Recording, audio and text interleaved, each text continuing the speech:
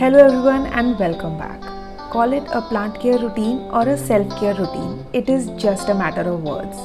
I love my plant babies and giving time to them is similar to playing with my own kids.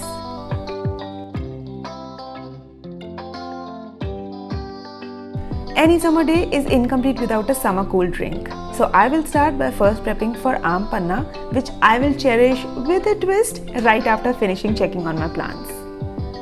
For the preparation, I will start by boiling raw mangoes in the water. After 5 minutes, I'll add some spices. Combination of pink salt, sea salt, roasted cumin powder, black pepper powder and red chili powder goes really well in this drink. When mangoes get soft, I'll add jaggery or sugar to this mixture and mix well. After cooling, just scrape the pulp, grind in the mixer and store this concentrated drink in fridge for up to a week.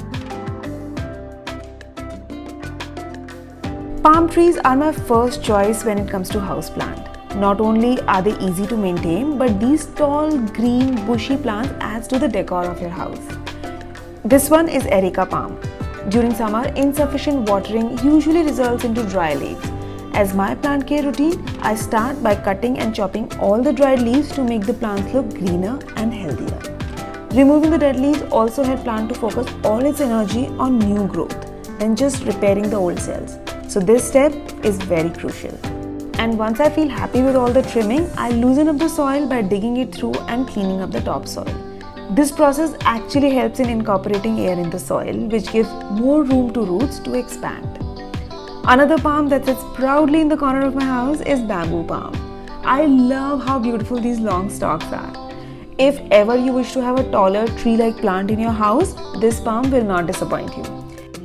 You will notice that I am digging only the top soil of the plant. This prevents any damage to the roots and also do not harm the new growth that is coming out of the base. So instead of going vertical and deep, I dig the soil horizontally. Another of my favorite plant in taller category is the snake plant, and this one needs no care. Snake plants are the most hardy plants among all. With very minimum requirement of water, snake plant can lie in the corner of your house for days and months without even complaining. The only care I give to this plant is I clean up its sticks with a wet cloth to remove the dust away, resulting shining snake plant filling the house with bright greenery. This one is a dwarf version and it literally looks like a flower arrangement. They grow in bunch and fills the pot very beautifully. When I first bought it from a nursery, it was quite distressed. But whatever little care I gave to this plant, this is now thriving and producing more babies. You can separate these babies from mother plant and grow more snake plant like this, or can leave it as it is. Snake plants needs near to no sunlight. So if you complain that your house has no sunlight to grow plants, try this one. Out of all my snake plant, this one surely needs repotting, which I'll do post summers because plants can't really survive major transitions like repotting in hot summer weather. This one is for my love for foliage over flower. This beauty is called Wandering Jew. Nature never ceases to amaze. I mean, look at it, striking silver green streaks in between dark purple leaves. I literally just found this one wandering like wild bushes at the roadside. I took few snippets, placed them in this pot and gave water, that's it. It took this one no time to go this bushier. As a plant parent, at times we wish to see our babies grow super fast. This one filled that wish of mine. So when there is time to give it a trim, I basically just cut the trailing stem and repot them in the same pot. Believe me when I say this one will give you result no matter what. So here is my Wandering Jew, adding more beautiful colors to my house. Well, as we are talking of adding colors indoors, Dracaenas are my favorite.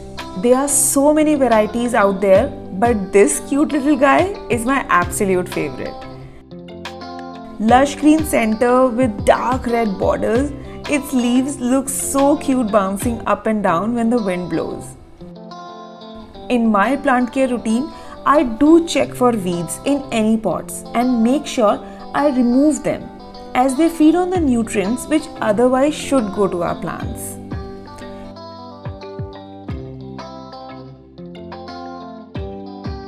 Another Dracaena that I have in my house is Gold Star.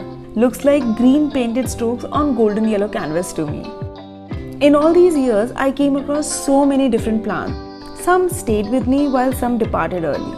Learning about these plants, knowing about their habitat, nurturing them has given me enough insights on which plant to grow better indoors. Dracaena is one among them. They grow fast, need no extra care and survive well in any weather condition. Fertilizers are plants' food and it helps a lot in keeping them healthy. I use liquid seaweed fertilizer once a month during summers to give them their required nutrients. While watering, I fill the pot with water till water starts seeping out from the bottom, making sure that roots are completely hydrated. Cordylines, which are also referred to as Dracaena by our local vendors, maybe because most of the properties resemble with Dracaena. This specific plant is called Cordyline's Chocolate Queen because of the chocolate color strokes on its leaves. Cordylines are also very sturdy plants and suitable to grow indoors. They grow fast and comes in various different varieties. These grow even with their cuttings and are pretty good in picking up roots. This plant had single stem when I bought it and then I chopped it from center last year to encourage side growths. It took me a lot of courage, but here it stands now with 3 separate branches and way bushier than before. I water these plants once in every 4 days once the topsoil gets dry. Okay, so if you are a newbie and if there is one plant that you want to start from today, then let it be pothos. Why? Because this one is an all-rounder. These are extremely forgiving plants when it comes to watering or maintaining. Buying complex plants which need typical habitats can demotivate you from becoming a plant parent, so start simple and start with pothos. They come in so many varieties and they grow really fast. I give my pothos a nice shower once a blue moon and every leaf gets its glow back. There are also many ways you can grow pothos. I am trying to grow this one on a moss stick and this is my first attempt at it. Just trying few trails around the moss stick so that roots get its grasp and climb up this stick. I can't wait to see a pot full of these beautiful striking leaves of Enjoy Pothos. When I said growing pothos in multiple ways, I literally mean it. Pothos do equally well in water. Just cut from the nodes and dip them in water and you will see healthy roots growing in no time. Change the water once in a month and forget about it, only if you can. And the last benefit to start with pothos is that with just one plant, you can make multiple and fill your house with greenery all around.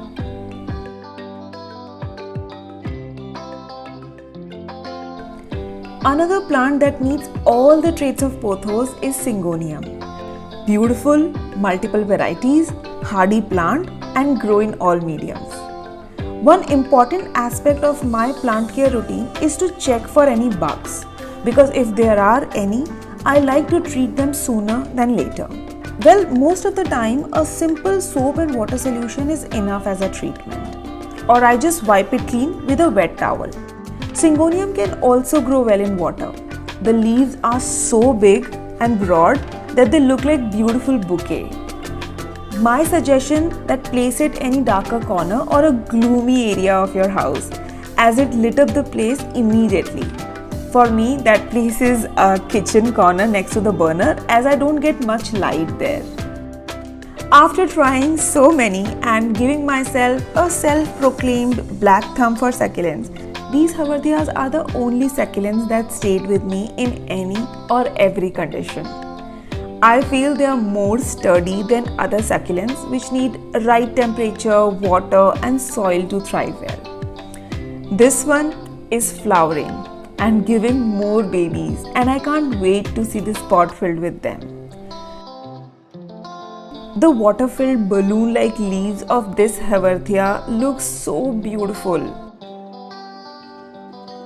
Succulents are prone to root rot, so I make sure that I do not overwater these plants and I usually keep them in an earthen pot so that the water can evaporate quickly. Also, I water them once in a month and just forget about them. Yes, that's all they need. So, do you also like succulents? Let me know in the comments below. So after my plant babies are done and well taken care of, it's time for some self-care and make myself the prepared aam panna with a twist. I usually add water to this drink, but this time I'll add some mango juice. Okay, so do I need to tell you how delicious it is? I hope you enjoyed watching my houseplant tour and gained some inspiration to become a plant parent yourself. Like this video and tell me in the comments if you are also a plant lover like me, and I'll see you in my next video. Until next time, stay tuned.